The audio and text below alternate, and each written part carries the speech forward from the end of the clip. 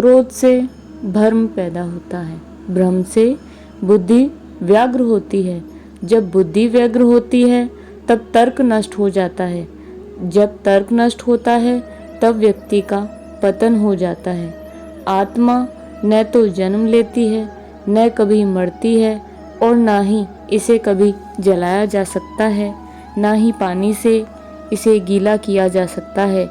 आत्मा अमर और अविनाशी है। अगर व्यक्ति शिक्षा से पहले संस्कार, व्यापार से पहले व्यवहार और भगवान से पहले माता पिता को पहचान ले तो जिंदगी में कभी भी कोई कठिनाई नहीं आएगी। विषयों का चिंतन करने से विषयों की आसक्ति होती है, आसक्ति से इच्छा उत्पन्न होती है और इच्छा से क्रोध होता है, क्रोध से सम्मोहन और अविवेक उत्पन्न होता है।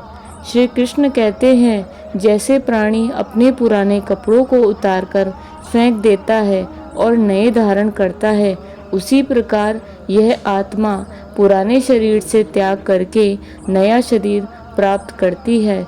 तुम उसके लिए शोक करते हो जो शोक करने योग्य नहीं है, और फिर भी ज्ञान की बातें करते हो। बुद्धिमान व्यक्ति ना जीवित और ना ही मृत व्यक्ति के लिए शोक करते हैं। मन की गतिविधियों, होश, श्वास और भावनाओं के माध्यम से भगवान की शक्ति सदा तुम्हारे साथ है और लगातार तुम्हें बस एक साधन की तरह प्रयोग कर सभी कार्य कर रही है। हर किसी के अंदर अपनी ताकत और अपनी कमजोरी होती है।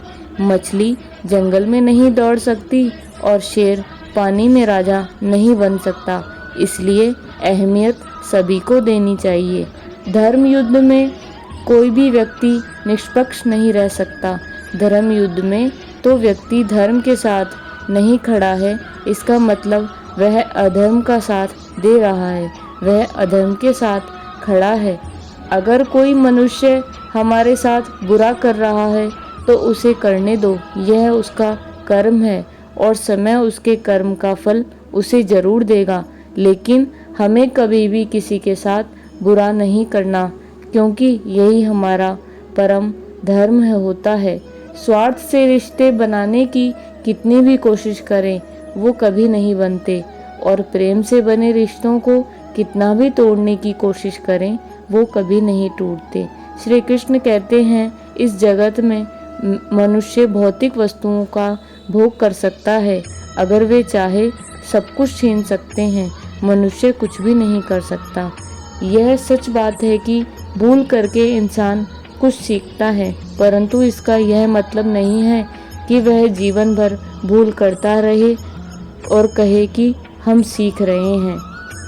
अंतकाल में जो मनुष्य मेरा स्मरण करते हुए देह को त्यागता है वह मेरी शरण में आता है।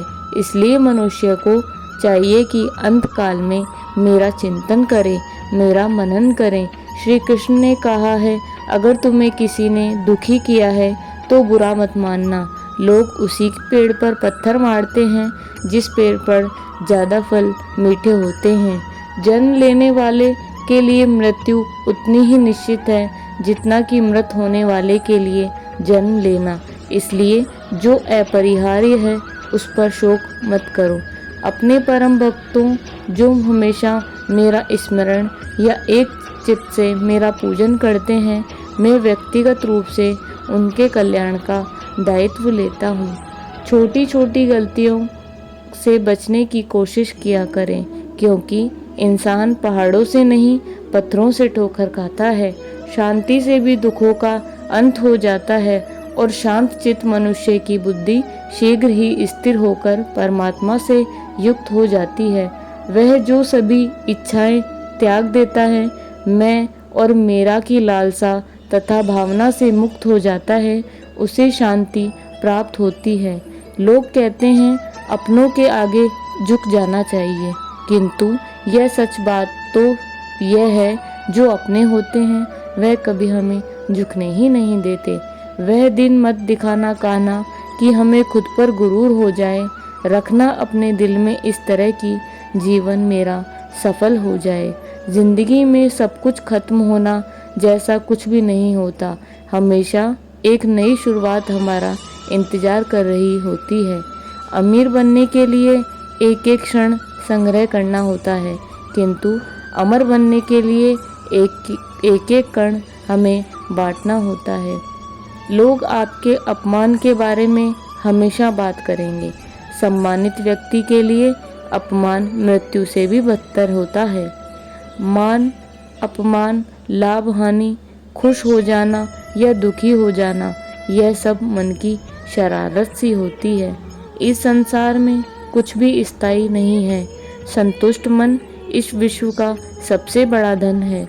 कर्म किए जाओ, फल की चिंता मत करो। भगवान प्रत्येक वस्तु में है, प्रत्येक जीव में मौजूद है। आत्मा अमर है, इसलिए मरने की चिंता मत करो।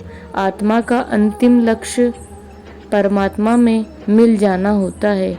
इंसान नहीं, उसका मन किसी का दोस्त या दुश्मन हो जाता है। बड़प्पन वह गुण है जो पद से नहीं, संस्कारों से प्राप्त होता है। व्यक्ति जीव का कर्म ही उसके भाग्य का निर्माण करता है। वर्तमान परिस्थिति में जो तुम्हारा कर्तव्य है, वही आपका धर्म है। जब वे अपने कार्य में आनंद खोज लेते हैं, तब वे पूर्णतः उसको प्राप्त कर लेते हैं। अहंकार करने पर इंसान की प्रतिष्ठा समाप्त हो जाती है। जीवन में कभी भी किसी से अपनी तुलना नहीं करनी। आप जैसे हैं, आप बहुत ही बढ़िया हैं।